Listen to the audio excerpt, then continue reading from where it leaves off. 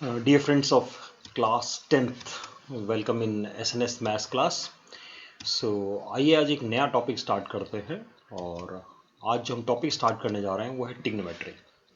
सो trigonometry का class 10th से ये एक न्यू टॉपिक है, और ऐसा समझ सकते हैं कि मैथमेटिक्स से एक न्यू ब्रांच आप लोग स्टडी करेंगे, स्टार्ट करेंगे पढ़ना इस क्लास 10th में।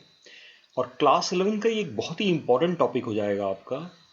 और इसके एप्लीकेशन पोर्शन भी जो है, as far as the application of this topic is concern, वो भी आपको रियल लाइफ में काफ़ी मिल सकते हैं, काफ़ी मिल जाएगा। सो इस टॉपिक में क्या करेंगे हम लोग कि आज इंट्रोडक्शन पोर्शन पढ़ने वाले हैं, और हम समझने की कोशिश करेंगे हम लोग मिलके कि actually what is this trigonometry और what is this trigonometrical ratio, है क्या टिग्नोमेट्री और क्या हमें इसको में स्टडी करना है। सो लेट अस स्टार्ट। सपोज करिए कि आप लोग दिल्ली घूमने गए और कुतुब मीनार के पास पहुंच गए, और मैं कुतुब मीनार के सामने खड़ा हूं और मुझे क्या करना है कि इस कुतुब मीनार की हाइट को फाइंड आउट करना है। सो अब हाइट फाइंड आउट करने के लिए ये तो पॉसिबल नहीं है कि हम कुतुब मीनार के ऊपर चले जाएं और वहां से एक कुछ रस्सी गिराएं और फिर उसकी मेजरमेंट करें। प्रैक्टिक मतलब ओके, मैथमेटिकली पॉसिबल है, लेकिन वहां पर प्रैक्टिकली आपके लिए पॉसिबल नहीं होगा। तो हम क्या कर सकते हैं कि अगर एक ट्रायंगल एज्यूम करें, सपोज जो मेरी पोजीशन है या आपकी पोजीशन जो है वो अगर पी पर है, तो ये हो सकता है कि अगर उसके बेस से फ्रॉम हियर ना, लेकिन ये बेस से एक लाइन ड्रॉ करते हैं ग्राउंड के ऊपर, और सपोज बेस हमारा ओ पे है, और क्या करते हैं जो इसकी हाइट है वहां से भी क्या करते हैं, पी को ज्वाइन करते हैं। सो हम क्या महसूस करेंगे कि एक राइट एंगल ट्राइंगल बन रहा है। बट स्टिल एक प्रॉब्लम है कि अभी कुतुब मीनार इस बिल्डिंग के पीछे है। तो इसका दूसरा तरीका ये हो सकता है कि मैं एग्जैक्टली इसके बेस यहाँ पे ना, सपोज ये बेस O1 है, O1 से मैं क्या करता हूँ कि लाइन को हॉरिजॉन्टल लाइन ड्रॉ करता हूँ, और सपोज ये अगर पोजीशन P की हो जाए और Q से ज्वाइन करते, so still what we observe कि we are getting a right angle triangle. हमें एक राइट एंगल ट्राइंगल मिल रहा है ना। अब इस राइट एंगल ट्राइंगल से हाइट कैलकुलेट करने के लिए या तो मुझे बेस पता होना चाहिए और ये हाइपोटेन्यूज पता होना चाहिए। नहीं, हाइपोटेन्यूज पता हो जाए और ये जो हमने हॉरिजॉन्टल लाइन ड्रॉ की है ओपी पता लग जाए। लेकिन ओपी तो नहीं पता, ओपी तो पता कर सकते हैं हम क्योंकि ग्राउंड पे है, हम मेजर कर लेंगे। लेकिन पीक्यू नहीं पता कर पाएंगे वहां पर। और अगर पीक्यू पता करना आसान होता तो फिर डायरेक्ट ओक्यू क्यों नहीं कैलकुलेट कर लेते, हम ओक्यू हम पता कर सकते थे। अंदर केस ले सकते हैं कि सपोज एक बैलून है और वो अब तो स्काई में है ना। वो बैलून अगर आकाश में उड़ रहा है, स्काई में है, उसकी मुझे हाइट पता करनी है कि क्या है। तो बैलून के ऊपर जाके बैलून से अगर हम एक क्या करें, एक रस्सी गिरा दें ना, एक लाइन ड्रॉ कर दें और तब हॉरिजॉन्टल लाइन ड्रॉ करें, ये ये पॉसिबल नहीं है ना। तो सिंपल थिंग इज कि जो ये लाइन लिया है, ये लाइन पॉसिबल ही नहीं है बैलून के केस में, है ना। यस, ये हो सकता है कि if we are at P, अगर हम पी पे हैं तो वहां से हम बैलून को जो ऑब्जर्व कर रहे हैं, तो क्या हो रहा है, ये एक एंगल बन रहा है ना। एक ऐसा इंस्ट्रूमेंट हो जाए जो इस एंगल को मेजर करे, तो एंगल तो मेजर कर सकते हैं, बट स्टिल हम हाइट कैलकुलेट अभी नहीं कर पाएंगे। और ऐसा कह सकते हैं कि whatever we have learn ना, जो हमने ऑलरेडी लर्न किया हुआ है, हमने लर्न किया है उसकी हेल्प से, जो पढ़ चुके हैं उसकी हेल्प से हम इस हाइट को शायद कैलकुलेट नहीं कर पाए। सो इस तरह की जो प्रैक्टिकल प्रॉब्लम है, इसी सबको हम लोग टिग्नोमेट्री में डील करते हैं। जो मैथमेटिक्स की ब्रांच टिग्नोमेट्री है उसमें हम इसको डील करते हैं। टिग्नोमेट्री है क्या, द वर्ड टिग्नोमेट्री जो है is drive from the Greek word tri, that mean three, gon meaning sides, and metron meaning measure. That mean three side वाली किसी चीज को मेजर करना, है ना। मैं ऐसे ही बोल सकता हूँ कि ये टिग्नोमेट्री इज ए वर्ड, जो टिग्नोमेट्री जो वर्ड है वो ग्रीक लेटर ट्रिगोन प्लस मेट्रॉन से बना, ये भी बोल सकते हैं। अगेन जब ट्रिगोन की बात करते हैं तो ट्रिगोन मीनिंग ऐसा कोई पोर्शन जो थ्री साइड से बाउंडेड है, दैट मीन ट्राइंगल, है ना, 3 साइड से अगर वो बाउंडेड है तो ट्रायंगल होगा। और उस ट्रायंगल की मेजरमेंट, यानी हम ये कह सकते हैं कि ट्रिग्नोमेट्री को हम जो ग्रीक में जो कहा गया है उसकी अगर हेल्प ले तो शायद ये मीनिंग निकल के आएगा। बट दैट अगेन ट्रिग्नोमेट्री सिर्फ इतना ही नहीं है। एक्चुअली ट्रिग्नोमेट्री क्या है? Trigonometry is the branch of mathematics in which we study the relationship between the sides and angle of a triangle. यानी हम क्या करते हैं ट्रिग्नोमेट्री में? हम ट्रिग्नोमेट्री में किसी भी राइट एंगल ट्राइंगल, किसी भी ट्राइंगल की, नॉट राइट एंगल ट्राइंगल, किसी भी ट्राइंगल की जो साइड्स है और उसके एंगल, उनको क्या करते हैं, उनके बीच के रिलेशनशिप को स्टडी करते हैं। That is the trigonometry. ये ट्रिग्नोमेट्री है।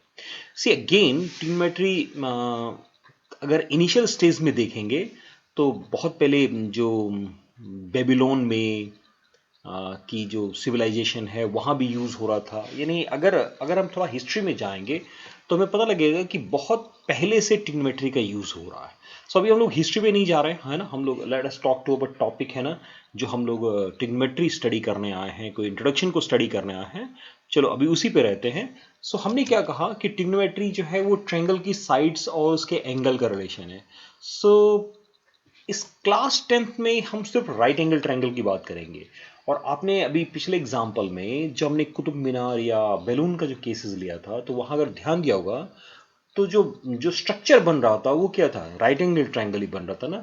सो let us talk about a right angle triangle ABC which is right angle at B पे वो राइट एंगल है 90।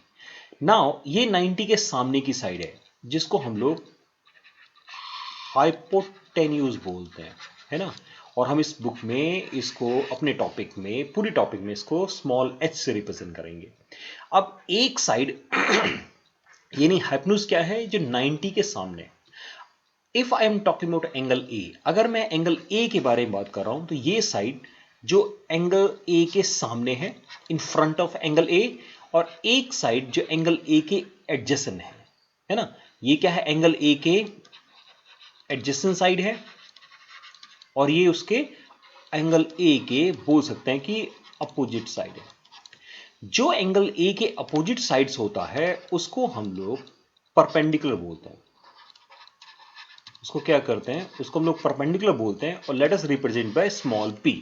सिमिलरली जो एंगल के साथ में है, एडजेसेंट है, उसको हम लोग बेस स्मॉल b से रिप्रेजेंट करेंगे।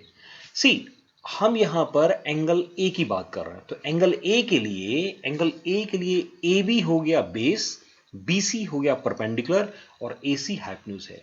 सिमिलरली अगर आप एंगल C की बात कर रहे हैं, suppose you are talking about this angle C, so C के सामने AB है तो C के लिए ये परपेंडिकुलर हो जाएगा और ये बेस बन जाएगा। दैट मीन जो भी साइड एंगल के ठीक सामने होगा वो उसको हम लोग परपेंडिकुलर बोलेंगे, और जो उसके जो थर्ड साइड रह गई, क्योंकि एक तो 90 के सामने तो हाइपोटेन्यूज होगा ही होगा, है ना, वो तो चेंज नहीं होने वाला है। सो जो थर्ड साइड होगी उसको हम लोग बेस बोल देंगे। So now we have 3 sides ना। अब अगर आप इस ट्रायंगल की बात करें तो इस ट्रायंगल के अंदर हमारे पास now what we have in this triangle में क्या क्या हमारे पास? अगर मैं कहता हूं कि साइड्स को हम रिलेशन को स्टडी करते हैं तो साइड में हमारे पास साइड H है, हम एंगल A की बात कर रहे हैं, ओके। तो हमारे पास बेस है B है और हमारे पास परपेंडिकुलर P है।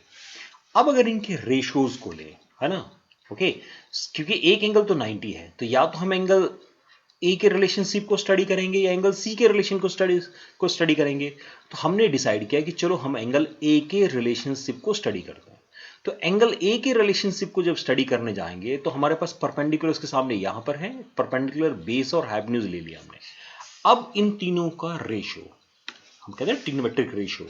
सो क्या करते हैं, हमने इनके रेशियो को लेना शुरू किया। तो परपेंडिकुलर को हम लोग हाइपोटेन्यूज से डिवाइड कर सकते हैं, एक हो सकता है। दूसरा हो सकता है कि हम बेस को हाइपोटेन्यूज से डिवाइड कर लें।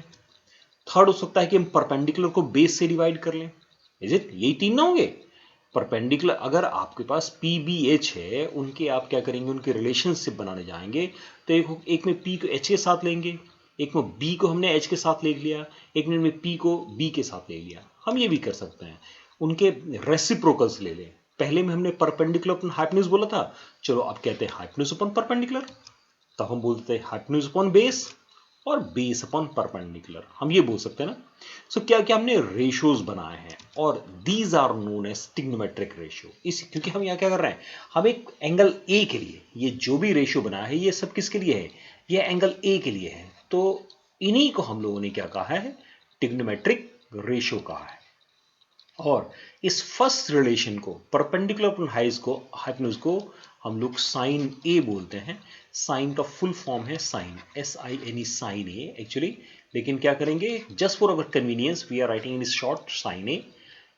इसको हम लोग कोसाइन बोलते हैं, कोसाइन ए। तो शॉर्ट फॉर्म में हम लोग इसको कॉस ए बोलेंगे। ये हमारा टेंजेंट हो गया, टेंजेंट ए।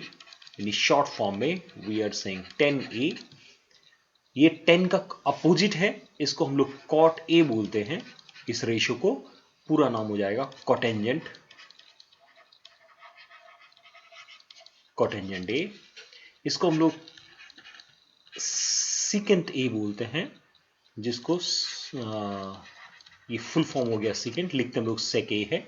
और this one is cosecant A, cosec ए इसका शॉर्ट फॉर्म हो गया और एक्चुअली इसको कॉसिकेंट इसका फुल फॉर्म है। सो क्या हुआ कि ये जो 6 ट्रिग्नोमेट्रिकल रेशियोज हमारे पास किसी एंगल ए के लिए निकल के आए, तो हमने इनका नाम रखा sine, cos, tan, cot, secant and cosecant. Okay, so these are known as 6 trigonometrical ratio. Similarly हम एंगल ए की जगह अगर एंगल सी की बात करना शुरू कर दें तो ये सब के सब बदल जाएंगे, है ना। सी के लिए क्या हो जाएगा फिर, सी का परपेंडिकुलर। जैसे अब यहां पर मैं जब साइन लिख रहा हूं तो एक्चुअली ये क्या है, परपेंडिकुलर कौन सी साइड है, यहां पर परपेंडिकुलर है BC और हाइपोटेन्यूज है AC। सिमिलरली जब हम इसकी बात कर रहे हैं तो बेस क्या है, AB है और हाइपोटेन्यूज क्या है, AC है। ऐसे ही अगर हम 10 की बात करेंगे तो here perpendicular is BC and base is AB। लेकिन अगर हम एंगल C के लिए बात करना शुरू करेंगे तो साइन C क्या हो जाएगा, C के लिए परपेंडिकुलर हो जाएगा AB और हाइपोटेन्यूज तो AC ही रहने वाला है। सिमिलरली अगर मैं cos C बोलना चाहूं तो cos C के लिए बेस क्या हो जाएगा, BC बेस हो जाएगा और हाइपोटेन्यूज AC रहेगा। मीनिंग कि जब भी हम ट्रिग्नोमेट्रिकल रेशियो लिखने जाएंगे सो उस पर्टिकुलर एंगल के लिए जो बेस, हाइपोटेन्यूज और परपेंडिकुलर है उसको हम ध्यान रखेंगे। So okay, these 6 are known as simply our trigonometrical ratio। एक चीज और यहां से क्लियर हो गया होगा जो शायद बताने की जरूरत नहीं होगी कि 10A जो है ये हम फील कर सकते हैं कि 10A जो है वो sign A upon cos A है। साइन ए जो है वो 1 अपॉन कॉसिकेंट ए है, या कॉसिकेंट जो है वो 1 अपॉन साइन है। सिमिलरली सिकेंट ए जो है वो कॉस का रेसिप्रोकल है और कॉट जो है वो किसका है, वो 10 का रेसिप्रोकल है। तो हम इन्हीं से ये जो हमने 6 ट्रिग्नोमेट्रिकल रेशियोज लिखे हैं, with the help of these 6 trigonometrical ratio we may conclude that, ये हम कंक्लूजन्स ड्रॉ कर सकते हैं कि हमने देख के हम ऑब्जर्व कर रहे हैं कि कॉसिकेंट साइन का रेसिप्रोकल है, सिकेंट कॉस का रेसिप्रोकल है, कॉट 10 का रेसिप्रोकल है और 10 जो है वो साइन अपॉन कॉस है। नाउ लेट अस सी कि अगर मेरे पास एंगल ऑलरेडी एक एंगल है, suppose this the angle A, ये एंगल ए है और अभी क्या करना है कि इसमें ट्रायंगल नहीं है मेरे पास, थर्ड साइड नहीं है, तो मैंने क्या किया, उस एंगल पे एक लाइन ड्रॉ कर दिया। सी अगर इसको मैं O लिख लेता हूं और लेट अस से कि A1 एंड B1। ओके, सो यहां पर क्या हो जाएगा, जो हमारा साइन ए है, इस साइन ए होगा perpendicular, that is A1 B1 upon hypotenuse that is OB1। लेकिन अगर मैं एक अलग लाइन ड्रॉ करता हूं, है ना, let the another line is A2 and B2। Okay, so now अभी साइन ए क्या होगा, sine A, now the sine A become A2 B2 divided by OB2। तो क्या ए की एंगल भी ए है, तो क्या हम ये बोलें कि साइन ए एंगल ए के लिए अभी तो हमने लिखा A1 B1 बाई OB1 और दूसरे केस में हम लिख रहे हैं कि A2 B2 बाई OB2, तो क्या साइन बदल गया, नहीं, ये बदला नहीं है। अगर आप ध्यान से देखेंगे triangle triangle OA1B1 and triangle OA2B2, तो हमें महसूस होगा कि both these triangles are similar triangle, और सिमिलर ट्राइंगल के साइड का रेशियो क्या होता है? इक्वल होता है। इसका मतलब ये और ये सिमिलर ट्राइंगल की प्रॉपर्टी से, जो ऑलरेडी हमने पढ़ा हुआ है, तो सिमिलर ट्राइंगल की प्रॉपर्टी से ये दोनों इक्वल हैं। इसका मतलब साइन ए इक्वल है। हम कितनी भी लाइनें ड्रॉ कर लें, है ना, अगर एंगल ए है तो उसका साइन ए का वैल्यू नहीं बदलेगा। ओके, सो यहां हमने ये प्रूव करने की कोशिश की कि ट्रिग्नोमेट्रिकल रेशियो जब आप फाइंड आउट करेंगे, सो सपोज अगर हमने किसी एक पर्टिकुलर एंगल 30 के लिए या 45 के लिए एक वैल्यू को कैलकुलेट कर लिया, तो ट्रायंगल के बदलने से एंगल नहीं बदलने वाला है ना, ट्रायंगल के बदलने से एंगल नहीं बदलने वाला है, वो तो सिंपली परपेंडिकुलर अपॉन बेस एक फिक्स रेशियो है। अनदर वन इज, छोटी छोटी चीजें हैं कि जब हम लिखते हैं साइन ए का, साइन ए डजंट मीन कि ये साइन और ए का प्रोडक्ट है। यहां पर क्या है, साइन एक तरह का ऑपरेटर है, ये ऑपरेट कर रहा है ना, किसको ऑपरेट करता है? ये एंगल को ऑपरेट करता है ना। हम एंगल के साथ ही इसको लिखेंगे, साइन को हम ऐसे नहीं लिख सकते। तो साइन और ए का ये प्रोडक्ट बिल्कुल भी नहीं है। अनदर वन इज कि अगर साइन ए को मैंने 2 बार मल्टीप्लाई किया, that mean what I want to write here, see now you see the things. See यहां क्या हो रहा है, ये स्क्वायर क्लियर ही है कि ये एंगल ए का स्क्वायर है, यानी किसी एंगल का स्क्वायर करके तब उसका साइन कैलकुलेट किया गया है। यहां क्या हम महसूस कर रहे हैं कि साइन ए यानी किसी एंगल ए का पहले साइन कैलकुलेट किया गया है, तब उसका स्क्वायर किया गया है। Okay, to now the another one, ये जो नोटेशन है, सो ये दोनों नोटेशन इक्वल है, यानी जस्ट फॉर अवर कन्वीनियंस हमने अपनी सुविधा के लिए साइन ए होल स्क्वायर को हम कैसे लिखेंगे, हम साइन स्क्वायर ए लिखेंगे, है ना, that is just simply our convenience. जैसे कि अगर साइन ए होल क्यूब है, so instead of writing like this we write like this, हम इस तरीके से लिखेंगे, साइन ए होल क्यूब को हम साइन क्यूब ए लिखेंगे, यानी एक तरह से लिखने का तरीका हो गया। तो एक याद रखना है कि what these trigonometrical ratios are, ये ऑपरेटर हैं। साइन ए का कहीं मतलब नहीं होता कि साइन और ए का वो प्रोडक्ट है। सिमिलरली साइन स्क्वायर ए और sine A whole square both are the same thing, ये दोनों एक ही चीजें हैं। ट्राइंगल के बदलने से, अगर ट्राइंगल को हम बदल रहे हैं तो उससे ट्रिग्नोमेट्रिकल रेशियो की वैल्यू कभी नहीं बदलेगी, इट विल रिमेन सेम, वो वही रहेगा। And what is trigonometry? Trigonometry is simply a relationship between angles and sides of a triangle. Remember one more thing कि अभी हमने जो भी बात की है, क्योंकि हम जो भी ट्रायंगल लेके चल रहे हैं, चाहे हमने कुतुब मीनार के एग्जाम्पल से स्टार्ट किया था या हमने ट्रिग्नोमेट्रिकल रेशियो को डिफाइन किया है या अभी इस एग्जाम्पल में लिया है, सो हम राइट एंगल ट्रायंगल की बात कर रहे हैं। लेकिन ट्रिग्नोमेट्री डजंट मीन कि it deals with only the right angle triangle. Yes, in class 10th हम क्लास 10th में तो सिर्फ राइट एंगल ट्रायंगल के बारे में ही स्टडी करने वाले हैं, लेकिन जो आपकी फर्दर क्लास होगी, जब आप 11th में जाएंगे, 12th में जाएंगे, तो जब 11th में ट्रिग्नोमेट्री को स्टडी करेंगे तो वहां पर ये जो बाउंडेशन है 90 डिग्री का, ये भी खत्म हो जाएगा, और इन दैट केस क्या होगा, ट्रिग्नोमेट्री सिंपल जो है, वहां कोई भी ट्रायंगल है उसके लिए जो रेशियो है उसको स्टडी करने को आपको मिलेगा। सो डियर फ्रेंड, ये हमारा छोटा सा टॉपिक था जिसमें हमने ट्रिग्नोमेट्री को इंट्रोड्यूस किया है, इंट्रोडक्शन ऑफ ट्रिग्नोमेट्री। ट्रिग्नोमेट्री को इंट्रोड्यूस किया गया है। इन आवर सेकंड लेक्चर हम इस इंट्रोडक्शन पे बेस कुछ क्वेश्चन को सॉल्व करेंगे और अपने टॉपिक को आगे कंटिन्यू करेंगे। So thank you very much for watching this video, keep watching my channel. अगर अभी तक आपने सब्सक्राइब नहीं किया, चैनल को सब्सक्राइब करिए ताकि आपको समय से नोटिफिकेशन मिलता रहे। So once again thank you very much for watching this video.